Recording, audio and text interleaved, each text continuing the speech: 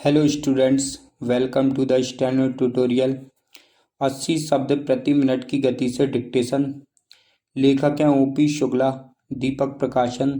Dictation 5 second से start होगा।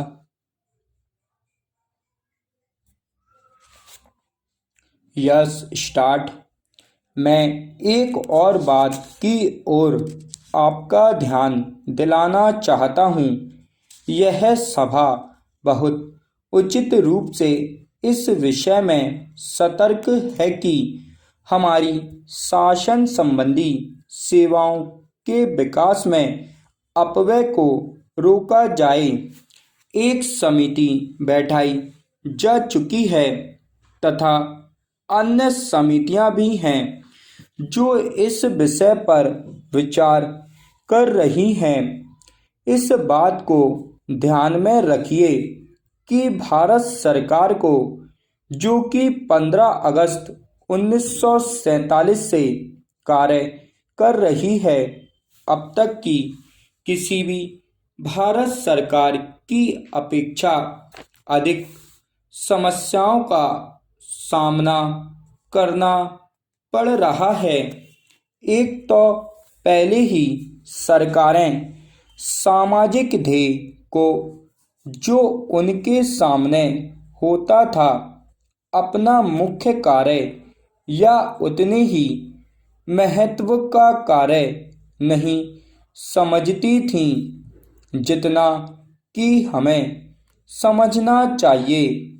दूसरे, यह वैदेशिक मामलों का क्षेत्र ले लीजिए जिसके बारे में मैं बोल रहा हूँ। उस समय कोई वैदेशिक मामले नहीं थे। हमारे लिए अपनी वैदेशिक और अंतर्राष्ट्रीय स्थिति का निर्माण करना एक बिल्कुल नया प्रयास रहा है, जिससे लाजिमी तौर पर हमें यहाँ और विदेशों में अपने कर्मचारी वर्ग में बहुत काफ़ी वृद्धि करनी पड़ी है और बहुत धन व्यय करना पड़ा है। यह हो सकता है कि कुछ बचत की जा सकती हो, उस पर विचार करना पड़ेगा और उसे देखना होगा, लेकिन आप स्वतंत्र राष्ट्र होते हुए उन वैदेशिक संबंधों के बिना काम नहीं चला सकते। भारतीय सारे संसार में फैले हुए हैं, हमें उनके हितों को देखना है। प्रवासी भारतीयों के अतिरिक्त और भी हमारे हित हैं जिन्हें हमें देखना है।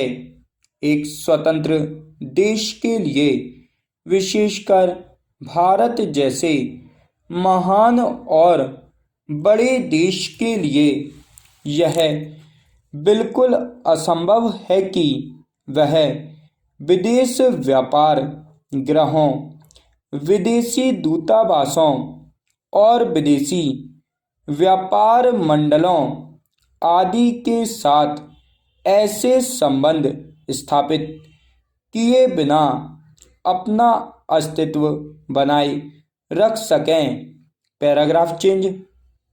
मैं इसकी चर्चा इसलिए करता हूँ कि अक्सर इसकी आलोचना होती है कि हमारे दूतावास सारी दुनिया में फैले हुए हैं और कभी कभी मुझसे कहा जाता है कि मुझे एक तरह की सनक हो गई है और यह कि मैं भारत की मुसीबतों को भूल जाता हूँ और मैं उन पर ध्यान नहीं देता और मैं सिर्फ राजदूतों को बाहर भेजने की बात सोचता रहता हूँ।